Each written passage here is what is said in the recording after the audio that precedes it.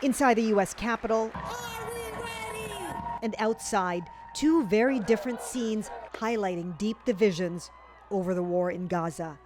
From Israeli Prime Minister Benjamin Netanyahu, an impassioned plea to Congress for support. Remember this, our enemies are your enemies. Our fight is your fight, and our victory will be your victory. But on the streets, tensions flared.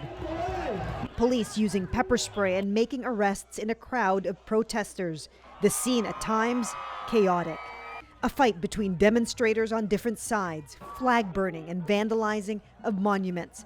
But there were also those marching peacefully with a simple message for Netanyahu: end the war. Stop the killing. It's not a political statement. I want to be part of a historic movement to stop the genocide. Netanyahu addressed the protests head on. Many anti-Israel protesters, many choose to stand with evil.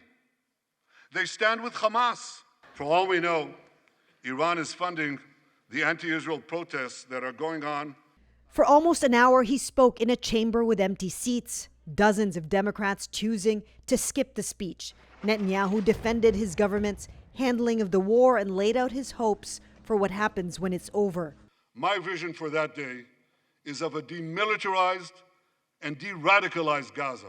We must retain overriding security control there to prevent the resurgence of terror. But repeatedly, he came back to accusations against Iran. In the Middle East, Iran's axis of terror confronts America, Israel, and our Arab friends.